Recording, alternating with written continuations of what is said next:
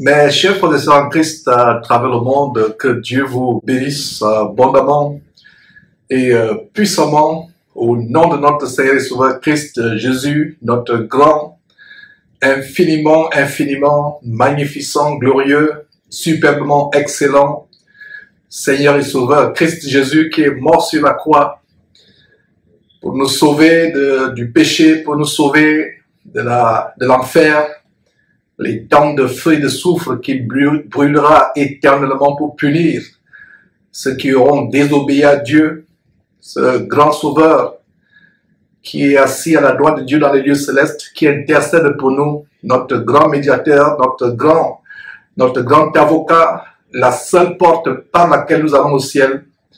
Donc c'est une joie, mes frères, de venir encore avec ce thème aujourd'hui que j'ai annoncé, à savoir: Marie, vois ton épouse, vois ta femme comme si c'était l'Église, l'épouse de Christ. Et toi, femme, vois ton mari comme si c'était Dieu devant toi, comme si c'était Jésus-Christ devant toi. Donc c'est le grand thème que nous allons partager aujourd'hui à la lumière de l'Écriture. Comment la femme doit voir son mari comme si c'était Dieu ou Jésus-Christ en face d'elle. Et comment pareillement, le mari, face à sa femme, doit la voir non pas comme cette simple femme qui est en face d'elle. Et si elle est chrétienne, surtout quand elle est chrétienne, la voir comme étant l'épouse de Christ en face d'elle.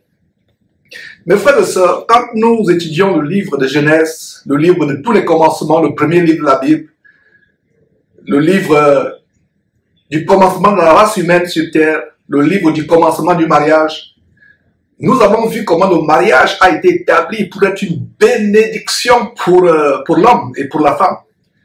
Dieu en ayant créé Adam, s'est rendu compte qu'Adam ne supportait pas sa solitude. Dieu a remarqué qu'Adam était malheureux. Adam n'a pas demandé de femme. D'ailleurs, il ne savait pas qu'il existait. Il pensait être la seule personne sur terre, en dehors des animaux, des oiseaux, des poissons, sur lesquels Dieu lui a donné l'autorité. Alors, Adam n'a pas cherché de femme. Dieu lui-même a remarqué comment Adam ne supportait pas sa solitude. C'est ainsi que Dieu a établi à côté d'Adam, a créé la femme de la côte d'Adam. Vous pouvez aller revoir ces choses en lisant les premiers chapitres de Genèse. Et la femme a été plus tard un bonheur pour Adam. Et en même temps qu'elle fut un bonheur pour Adam, la femme devint plus tard une malédiction pour Adam. Quand il dit malédiction, c'est par la femme que l'un des plus grands péchés, je vais dire le péché qui a entraîné à la mort parce que dans le plan de Dieu, l'homme et la femme n'avaient pas été créés pour mourir, ils avaient été créés pour vivre éternellement. Donc en même temps que le mariage a été un moyen pour bénir l'homme et la femme, le mariage a été aussi un moyen de destruction. C'est ce qui se passe aujourd'hui.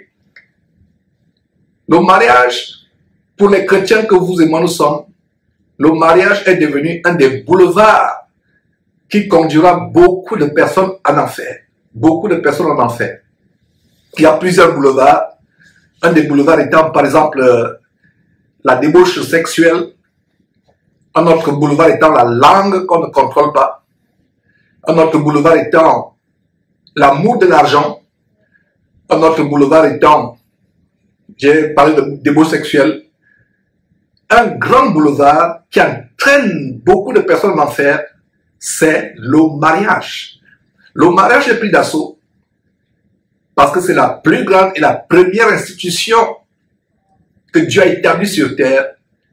Satan, sachant comment le mariage est précieux, non seulement pour Dieu, mais pour le salut des hommes, la structure familiale est tellement précieuse, le mariage est précieux. Regardez comment nous sommes arrivés à un travestissement de la cellule familiale, de la notion du mariage, au point où, de plus en plus, les gouvernements, les législations, les cours suprêmes ont légalisé la plus honteuse, la plus grande abomination qui ait jamais été commise sur terre, à savoir un homme qui couche avec un homme ou une femme qui couche avec une femme. Bientôt, ils vont légaliser les rapports sexuels avec les enfants. Vous avez suivi les émissions qu'on appelle sur la loi Schiappa en France, de cette secrétaire d'État française, Marlène Schiappa, qui en quelque sorte légitimise, légalise le viol sur les petits-enfants. Bientôt, ils vont légaliser les rapports sexuels entre les êtres humains et les animaux. C'est pour vous dire comment, mes frères et sœurs, le mariage, l'institution que Dieu a créée est prise d'assaut. C'est une institution qui est prise d'assaut. Le message de ce midi s'adresse au couple chrétien, au mari et à la femme. Et c'est un message qui va nous exhorter à devenir de meilleures personnes. Comprendre les principes, les béabas, les rudiments de la marche chrétienne. Beaucoup de couples chrétiens ne comprennent pas ce mystère que je suis sur le point de vous présenter. Ce mystère qui a été clairement exposé dans la parole de Dieu, qui a été donné par révélation à l'apôtre Paul, à l'apôtre Pierre, mais que beaucoup de chrétiens aujourd'hui ne comprennent pas. Les pasteurs, soi-disant, en réalité c'est les hommes de Satan, ces soi-disant pasteurs, ne mettent pas suffisamment l'accent sur le mariage. D'ailleurs, ce n'est pas étonnant, parce qu'un aveugle ne peut pas conduire d'autres aveugles. Jésus disait, ne tomberaient-ils pas tous dans un fossé, dans une falaise, dans un précipice? Alors, nous allons partager des révélations, mes frères et sœurs bibliques, sur le mariage. Et un détail que nous allons voir, c'est que l'homme et la femme, dans la relation du mariage, doivent se considérer l'un et l'autre de cette manière. La femme regarde son époux. Au lieu de voir un simple homme en face d'elle, elle voit Jésus-Christ en face d'elle. Elle voit le représentant de Dieu sur terre. Elle voit en quelque sorte Dieu devant elle ou Jésus-Christ devant elle. Le mari, en considérant, en voyant son épouse devant lui, ne voit pas une simple personne, une simple femme, mais voit l'épouse de Christ. Pourquoi l'épouse de Christ? Je vais vous donner un verset dans quelques instants. Mais pour ceux qui sont assidus dans la lecture biblique, vous comprenez que l'Église que vous et moi nous formons, y compris nos épouses, nos époux, nos enfants, l'Église que vous et moi nous formons est appelée l'épouse de Christ. Alors, ma sœur qui me suit, si je te disais que tu dois désormais voir ton mari comme si c'était Dieu devant toi, comme si c'était Jésus-Christ devant toi, je pense que tu crierais au scandale. Et beaucoup de personnes en écoutant cela vont crier au scandale. Mais en examinant la parole de Dieu, vous n'allez plus crier au scandale, vous allez comprendre clairement ce que je suis en train d'expliquer. Beaucoup de mariages sont détruits parce que la femme, dans ses rapports avec son mari, ne voit pas Christ devant elle, ne voit pas Dieu devant elle. Et le mari, dans ses rapports avec sa femme, ne voit pas d'abord une sœur en Christ, ne voit pas d'abord une personne pour qui Christ est mort, ne voit pas d'abord une personne qui fait partie du corps de Christ, qui est l'épouse de Christ. Donc, ma sœur, à partir d'aujourd'hui, à la suite de cet enseignement, ma prière est que tu considères ton mari, même s'il y a des câlins, même s'il y a des amourettes, même s'il y a de la détente parmi vous, même s'il y a des cajoleries, même s'il y a de la romance, ce qui est encouragé entre couples, sur la base de Proverbes chapitre 5 qui dit sois mari, sois en tout temps enivré des charmes de ton épouse, de ta femme, sans cesse épris de ses amours, sois enivré de ses charmes. Même si tu es constamment, ma sœur, enveloppée dans les nuages que ton mari, les nuages de la romance, de l'amour, les nuages de l'amour que ton mari te suscite, n'oublie jamais une chose. N'oublie jamais une chose. En regardant ton mari, regarde désormais Dieu devant toi, ou du moins Jésus-Christ devant toi. Beaucoup de couples sont en difficulté. Beaucoup de couples sont sur le bord du précipice, je vais dire sur le bord du divorce, Beaucoup de couples ne s'entendent pas. Beaucoup de couples ne voient pas leur prière exaucée. D'ailleurs, on va voir un verset qui nous dit. Il n'y a pas de délivrance. Il y a des choses terribles qui se passent. Les enfants qui sont attaqués par toutes sortes de perturbations. Et la plupart du temps, ce sont les démons. À cause de quoi? À cause du fait que l'homme ou la femme, le mari ou la femme chrétienne, le mari chrétien ou la femme chrétienne, autant pour moi, ne comprennent pas les mystères sur lesquels nous allons approfondir. Alors, si ma soeur, tu es choquée en apprenant que désormais, regarde ton mari comme Jésus-Christ devant toi, comme Dieu devant toi, si tu es choqué, ce n'est pas Georges qui invente, c'est la Bible. Il y a des versets que nous avons toujours lus. Pour beaucoup, ce sera pour la première fois qu'ils vont découvrir, certainement, parce que de plus en plus, les chrétiens ne lisent pas leur Bible. Ils se focalisent sur ce que les gens enseignent. Ils se focalisent sur ce que le pasteur dit. Mes frères et sœurs, en venant sur Jésus-Christ TV, je vous dis une chose, avant de dire Amen à quoi que ce soit que je dis, vérifiez que c'est dans la parole de Dieu. Alors, je viens de vous raconter quelque chose, vous montrer un mystère, à savoir que la femme, face à son mari, on commence par la femme, on va poursuivre et continuer avec l'homme. Donc, les gens ne vont pas dire, mais Georges a seulement parlé des femmes.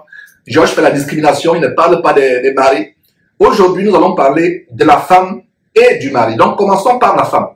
Ma sœur, si tu penses que ce que je dis est choquant, à savoir que désormais, regarde ton mari comme Dieu, regarde ton mari comme Jésus-Christ devant toi, si ça te choque, alors, allons dans 1 Corinthiens chapitre 11, et pendant qu'on va dans 1 Corinthiens chapitre 11, je vais dire ceci, il y a deux catégories de personnes pour qui l'entrée au ciel est plus difficile que les autres personnes. Je reprends, il y a deux catégories de personnes sur terre pour qui l'entrée au ciel est plus difficile que toutes les autres personnes chrétiennes. Deux catégories de personnes chrétiennes pour qui l'entrée au ciel est difficile. La première catégorie, pour vous qui lisez bien la Bible, la première catégorie sont les riches. Et Jésus le disait en Matthieu chapitre 19, verset 24, qu'il est plus facile à un chameau de passer par le trou d'une aiguille qu'à un riche d'entrer dans le royaume de Dieu ou dans le paradis. Ça, c'est la première catégorie. La deuxième catégorie, mes frères et sœurs, c'est la femme chrétienne. La femme chrétienne. Et ce n'est pas Georges qui nous dit. Avant d'aller lire donc le premier chapitre, le premier passage, avant de lire le premier passage qui nous montre comment la femme doit, face à son mari, voir pas un simple homme, mais voir Dieu ou Jésus-Christ en face d'elle, à travers son mari. Et les choses iront mieux, il y aura des délivrances. Et nous vivons dans une génération où on inculque aux femmes le féminisme, la rébellion, l'insoumission, même dans les programmes scolaires. Et la plupart des sœurs avec qui nous sommes en contact disent, mais Georges, ma mère ne m'a pas préparé au mariage. Ma mère ne m'a pas préparé. Je n'ai pas eu d'exemple, de modèle à suivre. J'ai vu toute ma vie ma mère manquer du respect à mon père. J'ai vu ma mère traiter mon père comme un garçon de course. J'ai vu ma mère insulter, injurier, pulvériser les injures à longueur de journée sur mon père. J'ai vu ma mère battre mon père. Il y a des sœurs qui le disent. Je ne sais pas ce que c'est la soumission. Je ne sais pas ce que c'est l'obéissance à un homme. Je n'ai jamais appris cela. Et personne ne me l'a enseigné. D'ailleurs, j'ai allé dans les églises où personne ne m'a enseigné cela. De plus en plus, nous voyons ces femmes qui sont pastoresses ou pastrices, je ne sais pas comment on doit les appeler, qui enseignent la parole de Dieu, qui se rebellent. Il y a un esprit de féminisme. Le féminisme, c'est une manifestation de l'esprit de Jézabel. La femme qui veut porter le pantalon, la femme qui veut prendre l'autorité sur l'homme. Cela n'est pas bienséant à Dieu. Cela est l'une des choses que Dieu hait au plus haut point, que Dieu déteste avec passion. Alors, je disais qu'il y a deux catégories de personnes pour qui l'entrée au ciel est tellement difficile. La première catégorie, c'est l'homme riche, les hommes riches. C'est-à-dire que la Bible dit, c'est Jésus qui disait en Matthieu chapitre 19, verset 24, qu'il est plus facile à un chameau de passer par le trou d'une aiguille qu'à un riche d'entrer dans le royaume de Dieu. Il y a une deuxième catégorie de personnes, les femmes, je vous l'ai dit, et ce n'est pas Georges qui invente cela. J'ai partagé la parole de Dieu avec le frère Sostel à Houston un jour, il y a quelques années. Il a tiré mon attention sur un petit mot en 1 Timothée chapitre 2, le mot néanmoins au verset 15. Et alors, lisons d'abord le contexte. 1 Timothée chapitre 2, 1 Timothée chapitre 2, verset 9. Il s'agit des commandements pour la femme sur lesquels je tambourine encore et encore, presque tous les jours. Donc, on va lire rapidement. Je suis perturbé par des appels, donc voilà, c'est pour ça que je suis obligé de me lever. Je ne sais pas comment il faut bloquer ces appels intempestifs. Voilà, donc, n'oublions pas que nous allons voir 1 Corinthiens chapitre 11, le premier verset qui montre comment, qui soutient comment la femme doit voir son mari comme si c'était Dieu devant elle, comme si c'était Christ devant elle. Mais avant cela, je vous montre la deuxième catégorie de personnes pour qui l'entrée au ciel est plus difficile que les autres chrétiens. Il y a les riches, sur la base de Matthieu chapitre 19, verset 24, où le Seigneur Jésus dit il est plus facile à un chameau de passer par le dessus du guide qu'un riche d'aller au ciel. La deuxième catégorie, donc, c'est 1 Timothée chapitre 2. Lisons à partir du verset... Pas 2 Timothée, 1 Timothée chapitre 2, lisons à partir du verset 9. Il est dit quoi à partir du verset 9?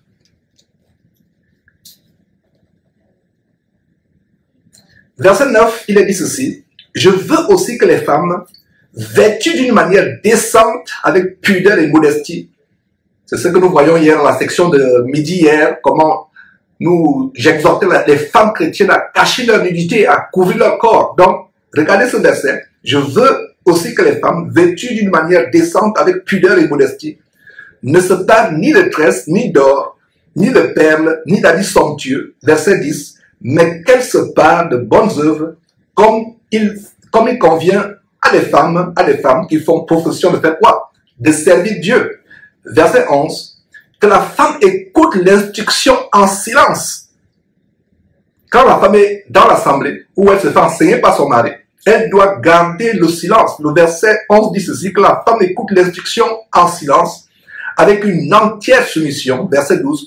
Je ne permets pas à la femme d'enseigner, ni de prendre de l'autorité sur l'homme, mais elle doit demeurer dans quoi? Dans le silence. Dans le silence. Et le Saint-Esprit explique, excusez-moi, des appels intempestifs, donc le Saint-Esprit explique pourquoi la femme doit demeurer dans le silence, pourquoi la femme ne doit pas prendre l'autorité sur l'homme. Le Saint-Esprit explique cela.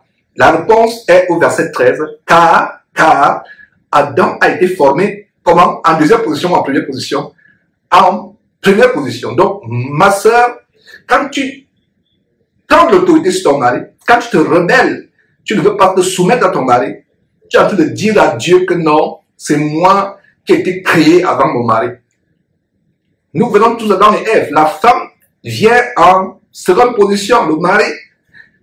Alors, verset 13, car Adam a été formé le premier, Ève ensuite. Verset 14, et ce n'est pas Adam qui a été séduit. C'est la femme qui, séduite, s'est rendue coupable de transgression.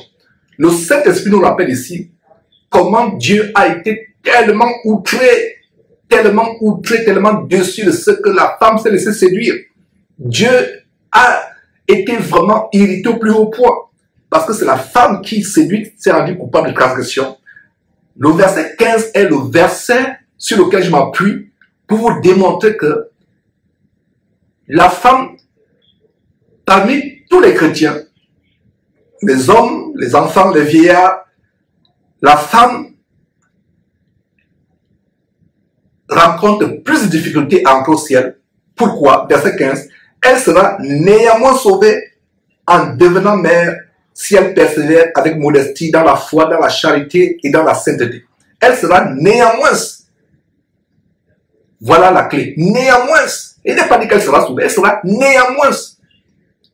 C'est comme si pour Dieu, Dieu avait écarté le salut de la femme.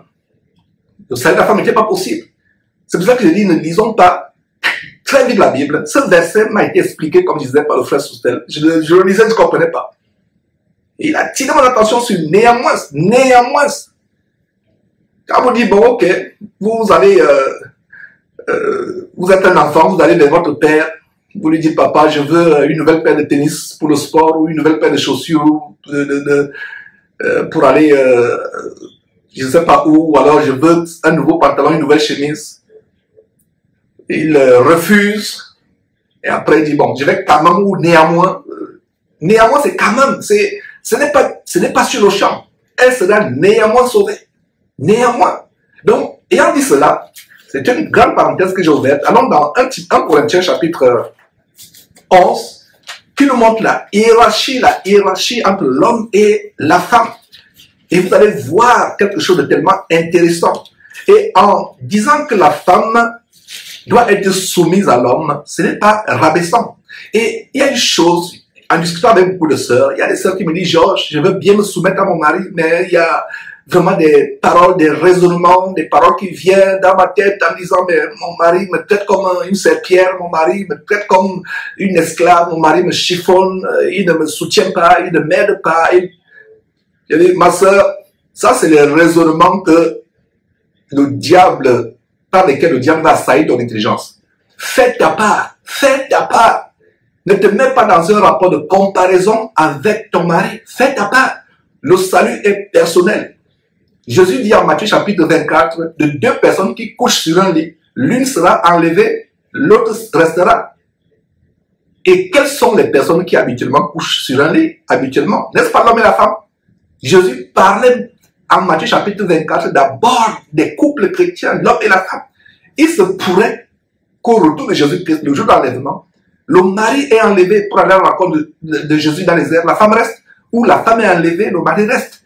Donc le salut est personnel, ne vous mettez pas sœur dans un rapport de concurrence ou de rivalité avec l'homme. Ah, il fait ceci, moi aussi, il va faire cela. Non. Alors, tu vas perdre le salut, lui aussi va perdre le salut. Si au moins l'un parmi vous pouvait aller au ciel, ce serait une perte si vous tous vous n'allez pas au ciel. Et pourquoi ne pas faire tout et tout pour que mari et femme, nous allons tous au ciel avec nos époux ou épouses, selon que vous êtes homme ou femme. Donc, dans 1 Corinthiens chapitre 11, verset 3, le Saint-Esprit dit ceci. Écoutez ce que le Saint-Esprit dit par l'entremise de l'apôtre Paul. Verset 3, 1 Corinthiens chapitre 11. Je veux cependant que vous sachiez que Christ est le chef de l'homme, que l'homme est le chef de la femme et que Dieu est le chef de Christ. N'oubliez pas ce verset. Ce verset, c'est un merveilleux verset qui doit me faire l'objet d'une belle carte que vous mettez comme image de profil sur WhatsApp ou Instagram ou Facebook ou peu importe. C'est une carte, mes frères et sœurs. Dieu est le chef de Christ. L'autorité suprême, c'est Dieu. Et après Dieu, Christ est le chef de l'homme. Et après l'homme, après Dieu, Christ est le chef de l'homme. Et après Christ, l'homme est le chef de la femme. L'homme est le chef de la femme. Quand on dit chef, et c'est rabaissant pour beaucoup de sœurs parce que nous vivons dans une culture où nous avons été empêtrés dans ce formatage, ce lavage de cerveau. On apprend depuis des basses classes, de plus en plus dans notre génération, on apprend à la femme qu'elle peut être l'égale de l'homme, qu'elle peut faire les choses que l'homme fait, elle peut aller en guerre, elle peut conduire, piloter un avion de chasse de guerre, elle peut pulvériser les bombes en Afghanistan, etc. Elle peut faire des choses. C'est la génération dans laquelle nous vivons. N'oublions pas la parole de Dieu. Nous n'adaptons pas notre culture, nous n'adaptons pas la parole de Dieu à notre culture. C'est notre culture qui doit se soumettre à la parole de Dieu et obéir à la parole de Dieu. Ce n'est pas la parole de Dieu qu'on va maintenant prendre et l'adapter à notre culture, non. Regardez ce verset. La femme est soumise à l'homme. Qui est le chef suprême? Dieu est le chef de Christ. Christ lui-même a un chef. Christ a un chef. Christ n'est pas son propre chef. Christ a un chef qui est Dieu. L'homme a un chef qui est Christ. La femme a un chef qui est qui? Qui est l'homme. Qui est l'homme. Allons voir 1 Pierre chapitre 3 qui entre encore en profondeur. Il y a un verset en 1 Pierre chapitre 3, le verset 7, qui vous démontre ce qu'il est en train de dire et qui ne va pas scandaliser les sœurs. Parce que quand je dis que, sœur, désormais, vois ton mari comme si c'est Jésus-Christ qui est devant toi. Vois ton mari. Et beaucoup de prières ne sont pas exaucées. Beaucoup de femmes chrétiennes perdent la foi, font naufrage par rapport à la foi, parce qu'elles n'ont pas compris ce principe, ce mystère. Elles n'ont pas compris ce mystère. Ne regarde pas ton mari comme ce simple homme qui t'enveloppe constamment d'amour, de câlins, de cadeaux. Ne le regarde pas comme un simple homme. La Bible doit être ce qu'on doit mettre en pratique. Dans le monde, ils disent trop de familiarité engendre de mépris. Ah, je vois mon mari, je vois sa nudité, on fait tout ce qu'on peut faire ensemble, on s'amuse ensemble. Et pour ceux qui aiment encore les blagues, nous blaguons ensemble. Il ne s'agit pas, en écoutant cet enseignement, femme ou homme marié, d'être maintenant trop spirituel, vous évitez de vous détendre avec votre femme ou votre épouse. Non. Malgré les détentes, malgré l'intimité, malgré le fait que vous nagez constamment dans les nuages de l'amour, femme, n'oublie jamais ceci. Toute seconde de ta vie, ton mari est ton Dieu, ton mari est ton Christ. S'il faut parler plus exactement, tu ne peux pas traverser ton mari et aller à Dieu. Tu ne peux pas traverser ton mari et aller à Christ. C'est pas possible. Ce n'est pas possible. Et nous allons voir l'exemple d'une femme, Sarah, mère d'Abraham, femme d'Abraham, pas mère, excusez-moi, Sarah, femme d'Abraham, qui appelait son mari Abraham, Seigneur. Le titre de Seigneur revient à qui? À Dieu ou à Jésus-Christ, n'est-ce pas? Voilà le verset sur lequel, 1 Pierre chapitre 3, verset 7, sur lequel je m'appuie pour dire que la femme doit considérer son mari comme son Seigneur. Aujourd'hui, les petits mots doux, c'est pas mauvais d'avoir les mots doux. La femme appelle son mari bébé. Bon, c'est pas ça, c'est votre intimité, c'est vos oignons. Mais tu appelles bébé, le mot bébé c'est quoi? C'est un enfant. Inconsciemment, tu ne te rends pas compte que c'est rabaissant. Bébé. N'appelle pas ton mari bébé. Sarah n'aurait jamais fait cela. Sarah appelait Seigneur. Donc quand Sarah voyait Abraham, Sarah voyait Dieu en face d'elle. Et si vous ne comprenez pas cela, beaucoup de sœurs seront délivrées de beaucoup de choses, de l'assouplissement spirituel. Il y a des sœurs qui sont tellement... Je parle des sœurs mariées et cet enseignement s'adresse aux sœurs qui sont encore célibataires, qui aspirent au mariage, ou même aux veuves qui vont élever leurs enfants. Si vous êtes veuve ou célibataire, vous avez des enfants ou des personnes en charge, des petits-enfants, hommes ou garçons, cet enseignement est pour vous. Donc, dites pas, Georges, j'enseigne pour les femmes mariées aujourd'hui, je ne suis pas marié, je ne suis pas un homme marié ou une femme mariée, ce n'est pas pour moi. Non, c'est une erreur. Vous pouvez enseigner cela. Même si vous êtes veuve ou veuve, enseignez ça aux enfants en charge, que vous avez en charge. Vous pouvez enseigner ça à des petits frères et petites sœurs. C'est ce que j'enseigne. Alors, c'est tellement important. Aujourd'hui, nous voyons, même dans les couples chrétiens, la femme rentre, le mari rentre. Et chérie, est-ce que papa va manger? Non, ton homme va te servir. Il y a la nourriture là, va te servir. Voilà, il y a la nourriture, ton homme va te servir, tu ne peux pas te servir. Est-ce que je peux avoir ma chemise repassée? Est-ce que tu pourrais le dire à Jésus-Christ? Imagine que Jésus-Christ arrive chez toi. Parce que toi, ma soeur, tu veux seulement que Jésus apparaisse d'abord dans ta maison, n'est-ce pas? Tu as Jésus dans ta maison. Surtout si ton mari est chrétien, c'est Jésus qui est devant toi. Jésus qui te dit, s'il te plaît, est-ce que tu peux me faire à manger? Tu dis, ah, toi-même, tu vas à la cuisine, va te servir, je suis fatigué, je suis en train de regarder mon documentaire, va te servir. Jésus est dans ta maison. Le ferais-tu, ma soeur? Sérieusement? Le ferais-tu? Même si tu es fatigué, comment, même si vraiment tu sens que tu es, vraiment que tu es écrasé par la fatigue, pense que c'est pour Jésus que tu ne le fais pas pour ton mari. Il est même question aussi des personnes qui sont sous l'autorité des patrons. Il y a un verset qui dit, obéissez à vos patrons, non pas sous leurs yeux pour comme vous plaire aux hommes, mais comme servant le Seigneur. Si la Bible nous dit de servir nos patrons comme si nous servions le Seigneur, ma soeur, qu'en est-il de ton mari? Vois-tu ton mari comme Jésus-Christ? Vois-tu ton mari comme Jésus-Christ en face de toi? Si à partir d'aujourd'hui, tu commences à voir ton mari comme Jésus-Christ, les choses changeront dans ton foyer. J'ouvre une parenthèse. Mon frère, s'il te plaît, détends-toi. On vous connaît. Que cet enseignement ne soit pas maintenant une occasion pour toi de bomber le torse, de hausser les épaules, de commencer à piétiner ta femme en disant que non, pas suivre ce que Jean a dit. Je suis ton chef. Non. Dieu te punira. Cet enseignement n'est pas un enseignement maintenant d'être un dictateur, de commencer à faire souffrir la femme. Ce n'est pas ça. Ne me comprenez pas très mal. Nous voulons restaurer les bénédictions que Satan nous vole. Satan nous vole les bénédictions. Jean chapitre 10, verset 10. Il ne vient que pour dérober, égorger et détruire. Il vole nos bénédictions. Beaucoup de couples ne sont pas bénis.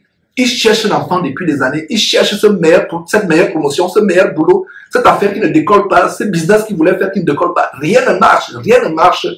Parce que ces principes que j'enseigne aujourd'hui ne sont pas établis. Vous voyez une sœur qui était zélée, elle s'assoupit petit à petit, elle n'a plus d'engouement pour lire la Bible, elle n'a plus d'engouement pour lire la Bible, pour suivre les enseignements, pour prier. Elle sent que sa vie spirituelle tourne en rond. Je te donne la révélation aujourd'hui, sœur. Examine tes rapports avec ton mari. Est-ce que tu penses que ton mari c'est le Christ dans ta maison? Vois Jésus-Christ dans ta maison. Vois Jésus-Christ dans ta maison à partir d'aujourd'hui. Quand tu vois ton mari, vois le Christ dans ta maison. À la fin du chapitre, le dernier chapitre de Matthieu, le Seigneur Jésus a dit que je serai avec vous tous les jours de la vie, tous les jours de votre vie, spirituellement. Mais pour les femmes mariées, vous avez un représentant de Jésus dans votre maison, votre mari. Même s'il y a la détente entre vous, parce que surtout pour nous, couples qui vivons en Occident, pas dans les pays comme l'Afrique ou l'Inde où la femme, culturellement parlant, n'est pas l'égale de l'homme. Mais nous qui vivons par exemple aux États-Unis, où je vous parle maintenant, ou ceux qui sont en Europe, au Canada, certains parents seront choqués s'ils venaient et me trouvaient, par exemple, le week-end en train de faire le barbecue à la cour arrière pour mon épouse, lui faire plaisir.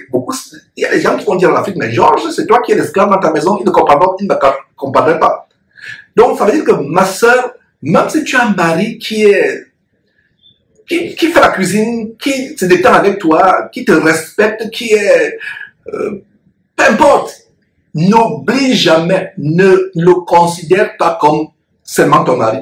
D'abord, la première considération, considère-le comme Jésus-Christ en face de toi. Mon père n'était pas chrétien à l'époque. Il est décédé il y a quelques années. Je n'oublierai jamais ce qu'il me disait. Ce qu'il me disait n'est pas dans la Bible. Hein. Il me disait ceci, Georges, te voilà, tu viens de commencer ton premier boulot. Je ne te donnerai pas 1000 paroles. Je te donne une seule parole.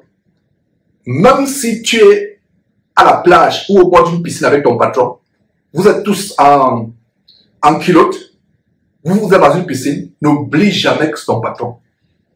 Cette sagesse venant de mon père, qui n'était pas chrétien, je peux l'utiliser dans cet enseignement d'aujourd'hui en danseur. Même si tu es constamment enivré par l'amour de ton mari, même si, peu importe ce qui se passe, n'oublie jamais que ton mari est ton Seigneur. N'oublie jamais que ton mari est Jésus qui est en face de toi. Beaucoup de choses vont commencer à s'arranger dans la vie des sœurs et des frères. Beaucoup de délivrance, beaucoup d'exaucement aux prières.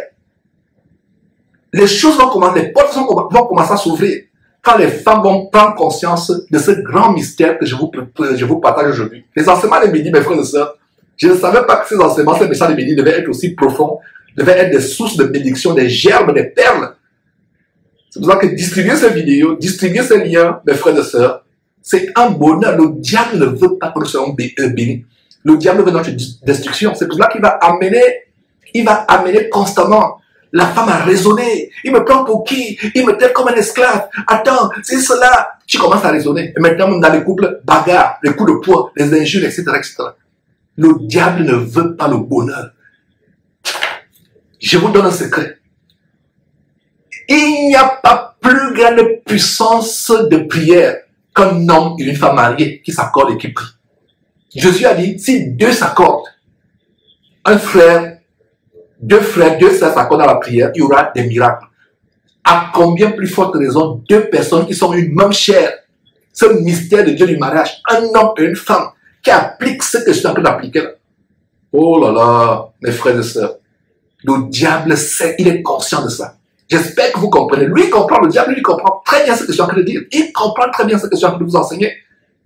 Il est furieux que je vous enseigne cela et il fera tout pour bloquer ton cœur, pour commencer à mettre la haine dans ton cœur, commencer à avoir le cœur noir. Quand je t'enseigne ces choses, ton cœur commence à se bloquer, commence à se fermer. Tu ne veux pas entendre ces choses. Chasse ce démon de féminisme qui est en toi. Chasse ce démon. Ne sois pas dans une relation de concurrence avec ton mari. Si ton mari te fait souffrir, il rendra compte à Dieu. il ne t'aide pas, il rendra compte à Dieu. S'il te considère comme un morceau de papier hygiénique avant ou après usage, il rendra compte à Dieu. S'il te considère comme un essuie-tout, comme son marchepied, il rendra compte à Dieu. C'est son problème. Ne dis pas, toi, considère ta vie, considère ta marche. Et qui sait, même si tu as un mari difficile, que dit 1 Pierre chapitre 3? Par ton comportement, Dieu te donne la promesse que tu peux changer même le mari le plus difficile, même si c'est un monstre, il y a cette promesse. Allons dans 1 Pierre, mes frères. 1 Pierre chapitre 3, pour voir les grandes révélations. 1 Pierre chapitre 3, à partir du verset 1. Qu'est-ce que nous voyons? Femmes, soyez comment? Soumises à vos maris. La soumission. Vous voyez comment la parole de Dieu, les versets bibliques s'agencent comme les mains d'une chienne. On a vu 1 Pierre chapitre 1, Corinthiens chapitre 11, verset 3.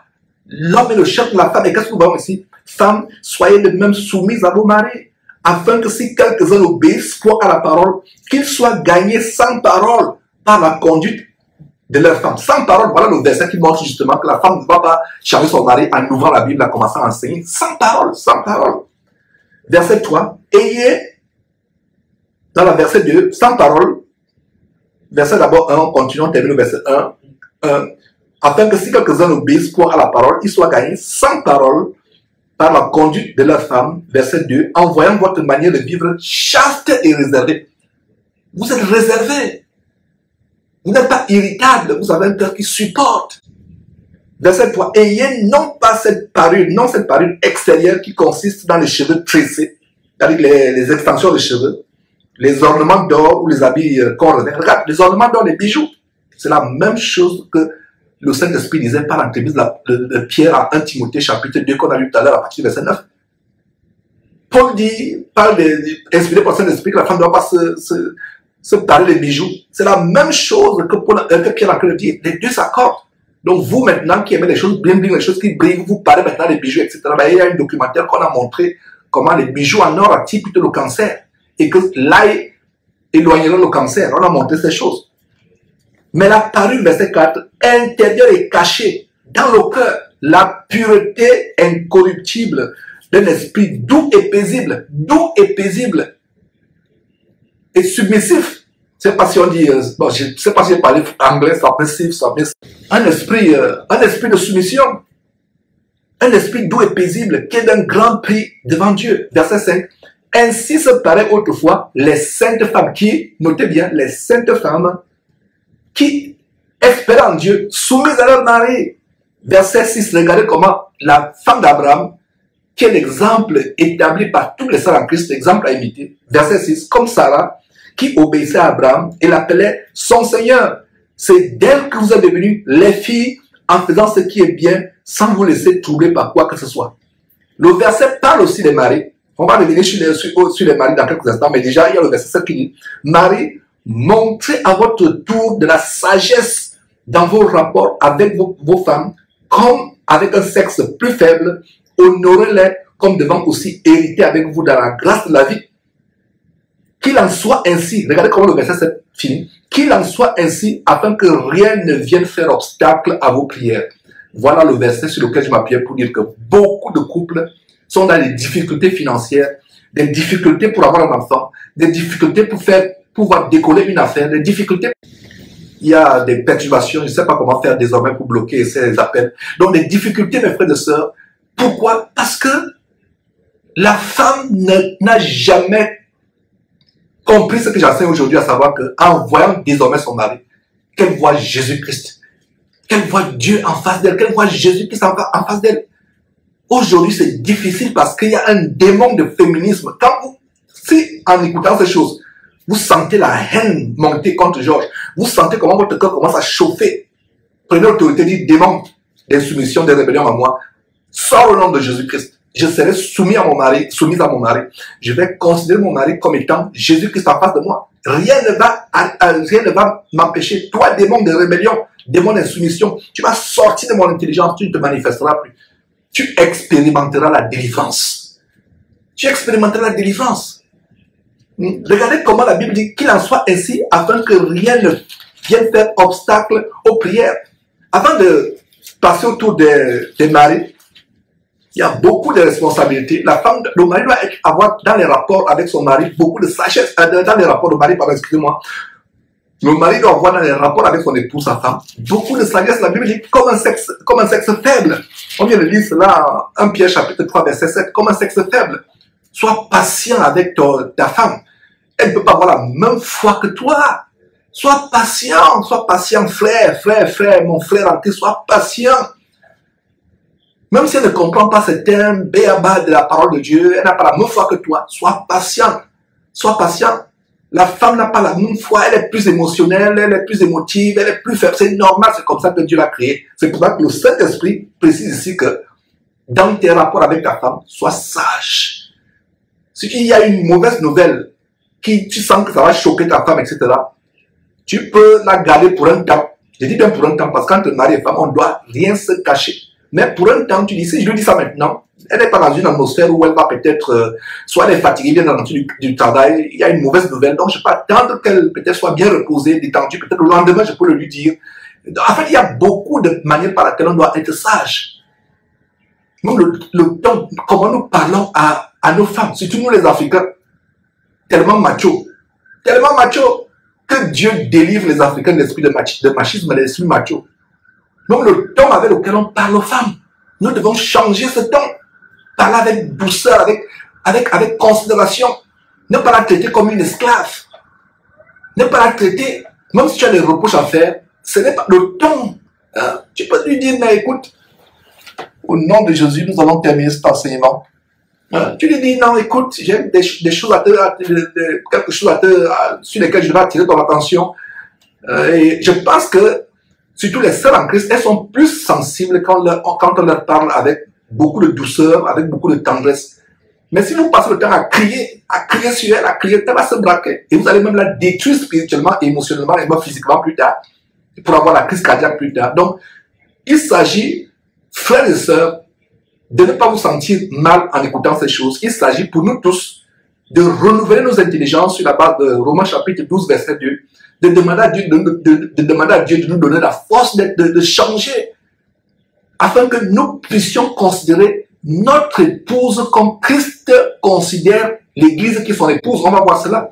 C'est pour ça que l'enseignement s'intitule « Femme chrétienne, vois ton mari comme Christ devant toi.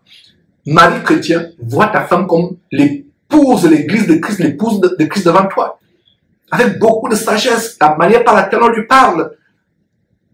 Il ne faut pas la chiffonner comme si elle était moins que rien. Soignons la manière par laquelle nous parlons à nos épouses.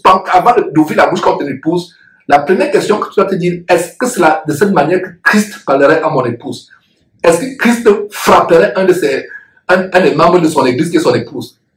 C'est un chrétien qui frappe encore la femme. Est-ce que Christ insulterait un de ses membres? Avez-vous jamais entendu Christ insulter un de ses apôtres? Donc toi, mon frère, qui va insulter ta femme, tu vas cracher sur ta femme. Je dis bien oui, cracher. Il y a des histoires où l'homme est fâché, crache sur la femme. Elle se met seulement à pleurer. Pour ça qu'ils sont rebelles, ils vont aussi cracher et rendre. Et voir des bagarres, on se retrouve à la police. Ou alors c'est le quartier qui sort. Si c'est dans un quartier chaud en Afrique, les voisins sortent et voilà, on dit, n'est-ce pas, voilà ceux qui se disent born again, né de nouveau, avec les Bibles, les voilà qui sont en train de bagarrer. Et voilà comment le nom de Jésus-Christ est blasphémé. Donc, mon frère, la Bible te dit sur la base de 1 Pierre chapitre 3 verset 7 de parler à ton épouse comme à un sexe faible, de te comporter dans tes rapports avec ton épouse comme avec un sexe plus faible. Donc si toi, mon frère, tu ne considères pas, tu ne vois pas ta femme comme si c'était l'église de Christ, parce qu'elle fait partie de l'église de Christ, comme l'épouse de Christ, je pense que Dieu te l'a tout simplement prêté. Dieu te l'a tout simplement prêté, mon frère, pour ton bonheur, pour ta joie, pour ta réjouissance. Dieu te l'a prêté. Ton épouse est d'abord l'épouse de Christ.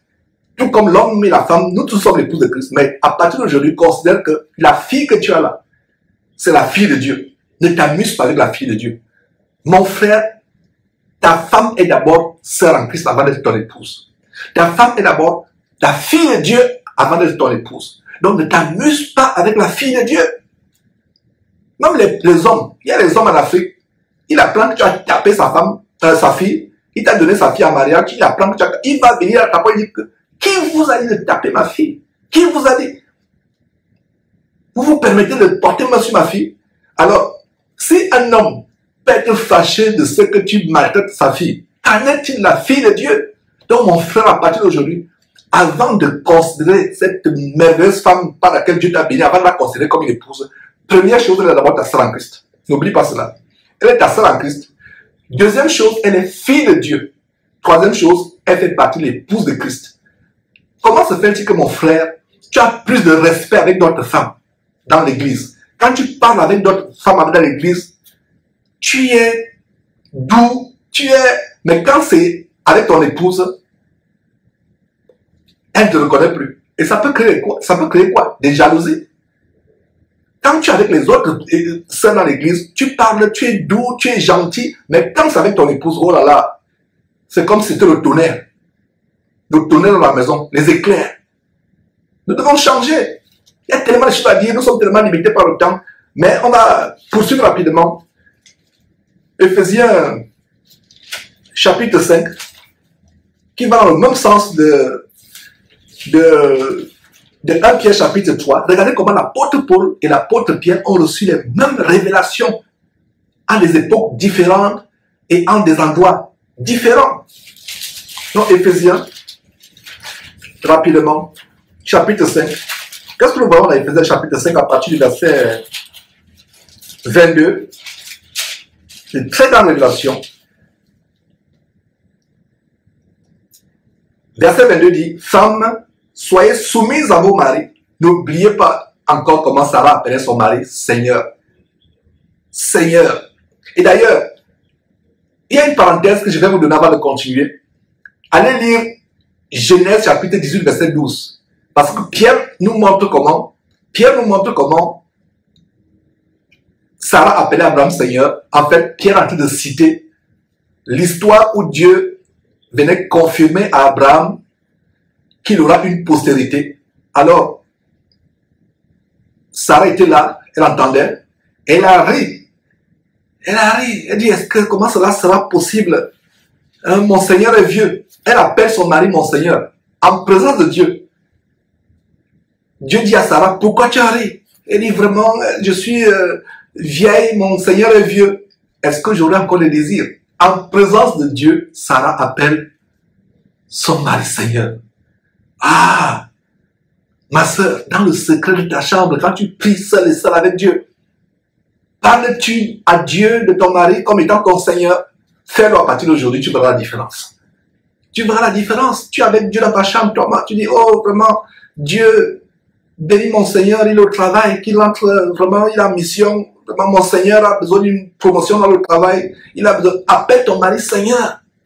Et tu vas voir des choses qui vont changer. Donc, c'est vraiment merveilleux de partager ces choses. Allez lire Genèse chapitre 18, verset 12, et même le contexte pour voir dans quel contexte Sarah appelait devant Dieu. C'est devant Dieu que Sarah dit à Dieu, est-ce que mon Seigneur? Incroyable. Ma sœur et Sarah. Là, on vient de voir à 1 Pierre chapitre 3 que sœur en Christ, tu dois être celle qui imite Sarah. Sarah doit être un modèle pour toi. Alors, verset 22, Éphésiens chapitre 5, verset 22, femmes, soyez soumises à vos maris, comme au Seigneur. Comme au Seigneur. Voilà notre verset. Est-ce que vous voyez comme au Seigneur? Comme au Seigneur. Éphésiens chapitre 5, verset 22. Est-ce que tu as par le passé lu ce verset et tu l'as compris? Sois soumise à ton mari comme au Seigneur. Ça veut dire que désormais, quand tu vois ton mari, ne vois pas simple homme. Vois Jésus-Christ. Vous avez lu ces versets plusieurs fois. Beaucoup parmi vous récitent même ces versets, mais vous ne les avez pas compris. Et la preuve que vous ne les avez pas compris, c'est parce que vous ne les mettez pas en pratique. Si vous les avez compris comme je les comprends, vous devez les mettre en pratique. J'espère que cet enseignement de ce midi va délivrer beaucoup de couples chrétiens. Alors, femmes, soyez soumises à vos maris comme au Seigneur. Ça veut dire que quand tu vois ton mari, tu vois Jésus. Voilà le titre. Voilà le verset où j'ai pris le titre de l'enseignement d'aujourd'hui, inspiré par Dieu. Verset 23. Car le mari est le chef de la femme. Ça nous rappelle quoi? 1 Corinthiens chapitre 3, chapitre 11, 1 Corinthiens chapitre 11, verset 3. Car le mari est le chef de la femme, comme Christ est le chef de l'église. Comme Christ est le chef de l'église. Exactement. Qui est son corps et dont il est le sauveur. Verset 24, or de même que l'Église est soumise à Christ, les femmes doivent être aussi soumises à leur mari en toutes choses. En toutes choses. Quand on dit en toutes choses, ça veut dire toutes choses positives. Ton mari ne va pas, excusez-moi l'expression, te forcer à faire des actes, des rapports sexuels contre nature et tu vas accepter. Non. Ton mari ne va pas dire allons nous saouler dans une boîte de nuit, tu vas accepter. Il a dit en toutes choses selon le Seigneur. Parce que n'oublions pas que nous avons le mari, enfin vous avez le mari et ensuite il y a Dieu. Nous tous, voilà, hiérarchie, on a vu la hiérarchie. Dieu est le chef de Christ, Christ est le chef de l'homme, l'homme est le chef de la femme. Nous sommes tous dans cette hiérarchie. Mais s'agissant de la soumission de la femme à l'homme, le Seigneur Jésus ne peut pas nous dire de faire des choses mauvaises. Pas possible, n'est-ce pas? Le Seigneur Jésus ne nous fera pas faire des choses mauvaises. C'est pas possible. Donc, il va nous faire des choses qui sont en conformité avec la volonté de son Père, de Dieu son Père. Alors, Marie, aimez vos femmes comme Christ a aimé l'Église et s'est livré lui-même pour elle, afin de la sanctifier par la parole, après l'avoir purifiée par le baptême d'eau. Verset 27, afin de faire paraître devant lui cette Église glorieuse, sans tache, ni ride, ni rien de semblable, mais sainte et irrépréhensible. Verset 28, c'est ainsi que les maris doivent aimer leur femme comme leur propre corps. Comme leur propre corps. Celui qui aime sa femme s'aime lui-même. Verset 29, car jamais personne n'a haï sa propre chair, mais il la nourrit et en prend soin comme Christ le fait pour l'Église. Parce que nous sommes membres de son corps. C'est pourquoi, verset 32, l'homme quittera son père et sa mère, s'attachera à sa femme, pas à ses femmes, à sa femme, et les deux deviendront une seule chair. Verset 32, ce mystère est grand. Donc l'enseignement de ce midi, c'est un grand mystère que je suis en train de vous partager. C'est un mystère. Mais à partir d'aujourd'hui, ce sera un mystère pour vous qui vous êtes connectés ce midi, n'est-ce pas? Mais pour ceux qui ne savent pas, c'est un mystère et c'est pour ça que leur mariage commence à continuer à aller en lambeaux. C'est pour ça que leur mariage va au divorce. C'est pour ça que leur mariage est au bord du précipice. C'est pour ça qu'il y a tellement de mauvaises choses. Parce qu'ils n'ont pas compris ce mystère. Pour une femme, de considérer son mari comme si c'était Christ en face d'elle. Pour un homme, de considérer son épouse comme si c'était l'épouse de Christ. L'épouse de Christ.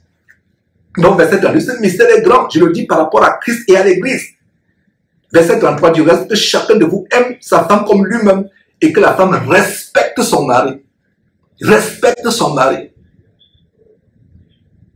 Vous envoyez votre mari à enlever les couches à l'enfant. Non, si le fait de lui-même, Dieu soit loué. Mais ce n'est pas vous qui allez dire, chérie, lever les couches à l'enfant. Un homme qui craint Dieu, lui-même va penser qu'à un moment, ma femme est fatiguée, je vais la soulager aussi. Je vais peut-être la surprendre avec un bon repas que j'ai préparé. Je peux aussi m'occuper de l'enfant, etc. Et c'est des choses sur lesquelles nous devons renouveler nos intelligences. Maintenant, envoyer le mari dit, oh chérie, s'il te plaît, découpe-moi des tomates. Fais ceci, fais cela. Non. Il faut avoir le respect, respecter, ou faire des choses, des actes en public ou même en privé qui font que votre mari n'est pas respecté. Ce n'est pas ça. Et il y a un détail ici, que chacun aime son mari comme lui-même. Mon frère, si tu n'es pas prêt à prendre une balle de fusil pour ta femme, c'est que tu n'aimes pas encore ta femme. Je répète, si tu n'es pas prêt à prendre une balle de fusil pour ta femme, c'est que tu n'aimes pas ta femme. En conclusion, mes frères et sœurs, je vais tout simplement vous donner quelques versets, comme 2 Corinthiens chapitre 11, verset 2, des versets qui nous montrent comment nous chrétiens, vous et moi, hommes ou femmes, nous sommes l'épouse de Christ. L'Église est appelée de deux noms. L'Église de Christ, c'est soit le corps de Christ, soit l'épouse de Christ. Il y a 2 Corinthiens chapitre 11, verset 2, notez, je lis, tout simplement, je cours après le temps. Je suis jaloux de vous, de la jalousie de Dieu, parce que je vous ai fiancé à un seul époux, pour vous présenter à Christ comme une vierge pure. Voilà. L'apôtre Paul dit, je vous ai fiancé à combien? À un seul époux. Christ et Jésus est notre époux. Et nous sommes présentés à Christ comme une vierge pure, pas impure. Ça va faire, quand il dit impur, ça peut faire encore l'objet dans notre enseignement. Beaucoup de chrétiens ne sont pas dignes de faire partie de l'épouse de Christ. Une vierge pure. beaucoup de chrétiens sont plutôt des déviergés impurs, pas des vierges pures. Et allez lire aussi la parabole des 10 vierges, 5 étant folles, 5 étant sages, en Matthieu chapitre 5, verset 1 à 13, pour voir comment Jésus est notre époux, l'époux de l'Église. Vous pouvez aussi voir quelques détails sur les noces de l'agneau. Notez ce verset, examinez-les par vous-même. Apocalypse chapitre 19, verset 6 à 9. Apocalypse chapitre 21, verset 2 à 9. Je reprends Apocalypse chapitre 19, verset 6 à 9. Apocalypse chapitre 21, verset 2 et 9. Pour voir comment le Seigneur Jésus est l'époux de l'Église. C'est pour ça que la femme doit être considérée par son mari comme étant l'épouse de Christ. Quand elle voit sa femme, elle ne voit pas une simple personne sur laquelle elle va marcher, sur laquelle il va marcher, qu'il va piétiner, mais qu'il voit plutôt l'épouse de Jésus-Christ, et que la femme, en regardant son mari, à partir d'aujourd'hui, vous qui suivez cet enseignement, mettez-le en pratique, voyez Christ devant vous, Christ dans votre maison, traitez votre mari, soignez-le, considérez-le comme Christ. Et que ce soit vice-versa. Mes frères, c'était un plaisir de vous partager ces choses. C'est pour ça que ces petits enseignements sont inspirés de Dieu. Quand je venais au travail ce matin, je ne savais pas que c'est sur cet enseignement que je devais m'appuyer. Dieu me donne des enseignements quelques minutes ou quelques dizaines de minutes avant que la pause de midi arrive. Et c'était un plaisir de partager ces choses. Et plaise à Dieu, si je suis encore en vie demain ou si Jésus ne revient pas tout le temps, nous allons voir notre sujet. Le sujet surprise, ce n'est pas programmé d'avance. Et un autre détail, allez suivre et reçuivre ces enseignements, ces exhortations. Et chaque verset qui est donné dans tous les enseignements que nous donnons derrière Jésus-Christ TV, quand je donne un verset, ce n'est pas vrai. C'est que vous le notiez et allez encore lire, relire, examiner ce verset. Et surtout, mettez-le en pratique, mes frères et sœurs. À demain, plaise à Dieu. Bye bye.